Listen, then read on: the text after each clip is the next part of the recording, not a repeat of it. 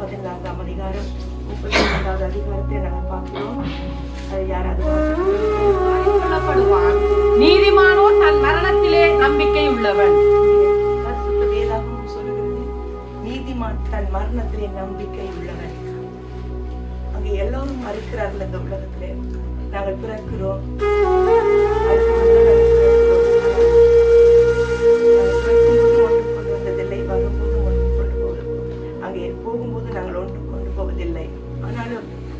உலகத்திலே வாழுற ஒவ்வொரு மனிதனுக்கும் நாங்கள் நிச்சயமாய் நம்பிக்கை. ஆனால் விசேஷித்த விதமாக ஆண்டவராகிய இயேசு கிறிஸ்துவை ஏற்றுக்கொண்டவர்களுக்கு இன்னும் திட நம்பிக்கை உண்டு. என்னுடைய அருமையான சகோதரி கடந்த நாட்களில் கிட்டத்தட்ட 3-4 மாதங்களாக என்னோடு அவர்கள் யாரும் இல்லாத வேலைகளில் கூட காரணம் என்னவென்று சொன்னால் தேவனை குறித்தும் தேவனுடைய ராஜ்யத்தை குறித்தும் அது கிடைத்த காரியங்களை குறித்து பேசிக் கொண்டிருப்பார்கள். அது மாத்திரமல்ல, தன்னுடைய மரணத்தை குறித்து பேசிக் கொண்டிருப்பார்கள். இதுக்கு என்ன காரணம் என்று சொன்னால், உலகத்தில் எல்லா மனிதர்களும் வாழ்கிறார்கள், ஆனாலும் மரணத்தை குறித்து நிச்சயம் பண்ணி பேசக்கூடியவர்கள் யார் என்று சொன்னால் நிச்சயமாய் ஆண்டவராகிய இயேசு கிறிஸ்துவை ஏற்றுக்கொண்டவர்களால் அது முடியும் தைரியமாய். ஏனென்றால் அங்கே நாங்கள் வாழும் பொழுது பாடுகள், வேதனைகள், குழப்பமான சூழ்நிலைகள், புரிந்து கொள்ளாத தன்மைகளை நாங்கள் காணுகிறோம். ஒவ்வொரு மனிதனுடைய வாழ்க்கையிலும் இது ஒரு போராட்டங்கள். பிறந்து மரிக்கும் வரை வியாதியோ வேதனையோ கண்ணீரோ, ஆனால் வெளியில பார்க்கும் பொழுது அழகாய் உடுத்துவார்கள், அழகாய் தெரியும். ஆனா ஒவ்வொரு மனிதனுடைய உள்ளங்களிலும் போராட்டங்கள் உண்டு, வேதனைகள் உண்டு. ஆனாலும் அந்த வேதனைகள், போராட்டங்கள் மத்தியிலும் கடவுளை அறிந்தவர்களுடைய வாழ்க்கை வித்தியாசமாக இருக்கும்.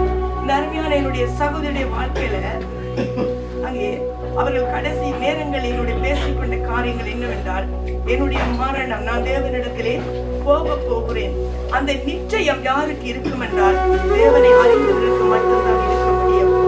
ஏனென்றால் இந்த உலகத்தில் நாங்கள் வாழ நாள் முழுக்க வேதனை கண்ணீர். ஆனால் மரணம் வந்து ஒரு இடைப்பாறுதல். நமக்கு மரணம் வந்து ஒரு ஆறுதலை கொடுக்கிறது. ஏனென்றால் இந்த போராட்டமான சூழ்நிலை பாருங்கள். ஒரு பக்தன் பாடுகிறார், வியாதியினாலே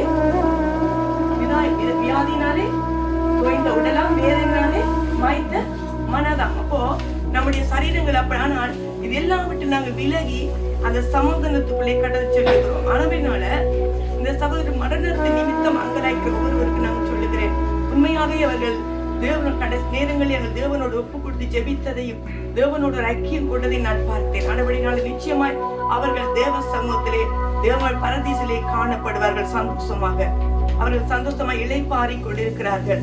ஆகையினால நானும் நீங்களும் இந்த நேரங்களை நாங்கள் வேதனை கொள்வதை விட அங்கே அவர் சந்தோஷமா இருக்கிறார்கள் என்பதை நாங்கள் அறிந்து கொள்ள வேண்டும். ஆகையினால இந்த உலகத்தின் பாடுகள், வேதனைகள் நீங்கி அந்த இளைப்பாறுதல் ஒன்று எனக்கு இருக்கிறது. இந்த மரணத்தின் நிச்சயம் யாருக்கு இருக்கும் என்றால் நீதிமானோ, பாருங்கள் கடைசி பகுதியை வாசியுங்கள்,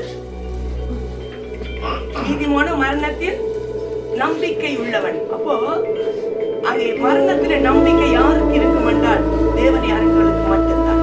அதனால அங்கே அந்த மரணத்தின் நம்பிக்கை என்னவென்றால், நான் இளைப்பாற போகிறேன், எனக்கு நான் அந்த உலகத்துல வாழ்ந்ததை விட எனக்கு ஒரு பயங்கரமான சந்தோஷத்துக்குள்ளே நான் போக போறேன். அந்த நிச்சயம் தேவனை அறிந்தவர். ஆண்டவராகிய இயேசு கிறிஸ்து கல்வாரி சிலுவையில மரித்தார், அங்கே அடக்கம் பண்ணப்பட்டு 3ஆம் நாள் உயிர் தெழுந்தார். உயிர் தெழுந்து இப்பொழுதும் உயிருள்ள தெய்வமாய் இருக்கிறார். அது மாத்திரமல்ல, நம்முடைய எங்களை பரலோகராட்சியம் கொண்டு போறதுக்காக அவர் வரவும் போகிறார். அது மாத்திரமல்ல, ஆண்டவராகிய இயேசு கிறிஸ்துவை ஏற்றுக்கொண்டு அவருடைய இரத்தத்தினால கழுவப்பட்டவர் நிச்சயமாய் அவருடைய சன்னிதானத்துல மரித்தாலும் காணப்படுவார்கள்.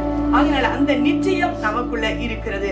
தேவனை அறிந்த ஒவ்வொரு பிள்ளைகளுக்கும் இருக்கிறது. அதனால என்னுடைய அருமையான சகோதரிக்குள்ள அந்த நிச்சயம் இருந்தபடினால் அவர் தைரியமாய் தன்னுடைய மரணத்தை குறித்து நல்ல சமாதானத்தோடு சந்தோஷத்தோடு பேசினதை நான் உங்கள் மத்தியிலே சொல்லுகிறேன்.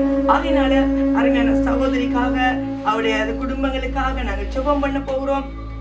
இப்படிப்பட்ட மரணத்தின் நிமித்தம் அங்கலாய்க்கிற சகோதரர்கள் குடும்பங்களுக்காக நாங்கள் ஜெபம் பண்ண போகிறோம். இப்பொழுது நாங்கள் எல்லாரும் ஜெபிப்போமா?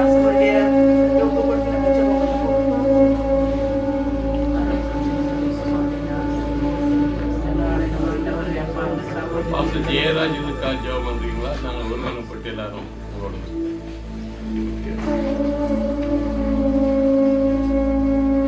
பிதாவே, இயேசுவின் நாமத்தில் ஜெபிக்கிறோம்.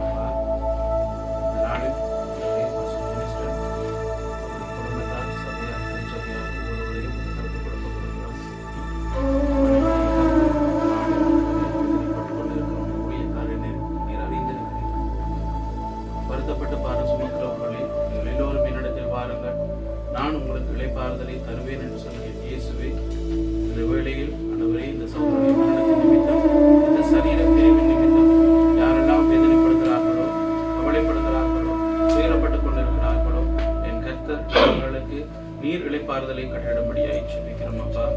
ஆனாலும் எங்கள் ஒவ்வொருவரின் நம்பிக்கை கிறிஸ்து எங்களுக்கு ஜீவன். ஆண்டவரே, சாவுகளுக்கு ஆதாரம் சொன்னது போல ஆண்டவரே, கிறிஸ்துவுக்குள்ளாக இந்த மரணம் அவருக்கு புதிய ஒரு வாழ்வை பெற்றுக் கொடுத்ததற்காய் நாங்கள் உமக்கு நன்றி செலுத்துகிறோம் அப்பா. இந்த வேளையில் ஆண்டவரே, அந்த நம்பிக்கையில் தொடர்ந்தும் நாங்கள் வாழ கர்த்தருக்கு உதவி செய்யுங்க. நாங்கள் விசுவாசிக்கிறோம் சகோதரி உங்களுடைய ஆண்டவரே ஆறுதலான ஸ்தலத்துக்குள் பிரவேசித்திருக்கிறார். அதே போலப்பா நாங்கள் ஒரு வாழ்க்கை வாழ எங்களுக்கு உதவி செய்யுங்க ஆண்டவரே. இந்த வேளையில் இந்த சகோதரியை இழந்து யாரெல்லாம் ஆண்டவரை வேதனைப்பட்டுக் கொண்டிருக்கிறார்களோ, சமாதானத்தின் பிறகு உங்கள் உள்ளத்தில் சமாதானத்தை கட்டளையிடுங்கள். விசேஷமாக பாஸ்டர் ஜெனிஸ்டன் ஒப்புக் கொடுக்கிறேன். அவருக்கு தேவையான ஆறுதல் நீங்களாக இருங்க, ஏற்றுறவாளர் நீங்களாக இருங்க ஆண்டவரே. அவருக்கு ஏற்ற தகப்பனாய் நீங்க இருங்களப்பா, குற்ற துணையாய் நீங்கள் இருங்கப்பா. உங்களோட நாமம் யெகோவா ஷாமா, நீங்க கூட இருந்து உறுதுணையாய் இருக்கிறது. இதுவரை காலங்களில் கர்த்தர் நீர் கூட இருந்து அவரை நடத்தும்படியாய் சகோதரி இழந்து விசேஷமாய் பரிதவிக்கிற சகோதரிகள் உறவினர்கள் ஒவ்வொருவரும் அது கருத்து கொடுக்கப்படுகிறார். சகோதரி அடைந்து அந்த நித்திய வாழ்வை சுதந்திரிக்கத்தக்க கிறிஸ்துவை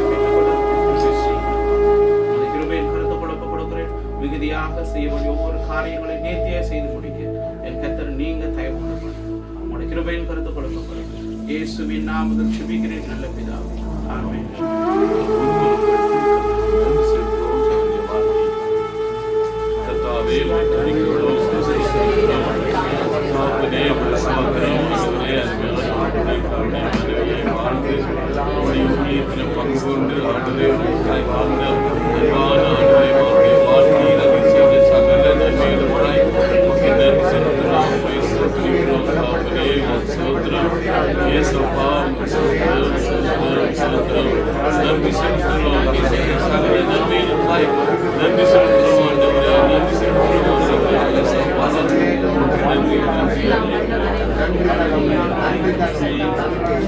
நடத்தி வந்ததுக்காக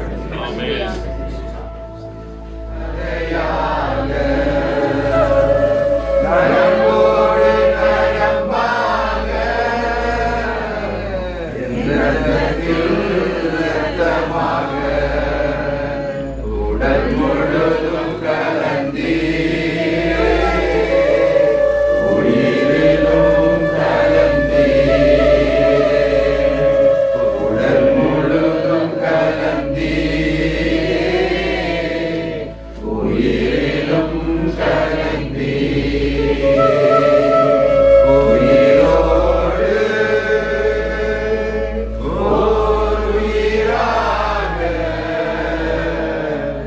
ஒன்றில் ஒன்றாக கலந்த இயேசுவே, என்னில் கரைந்த இயேசுவே, நிறைவோடு நினைவாக என் கனவோடு கனவானி, பேச்சோடு பேச்சானி, என் மூச்சோடு மூச்சானி, என்னில் நினைத்தேனினால் உம்மை காணவே கூடும்.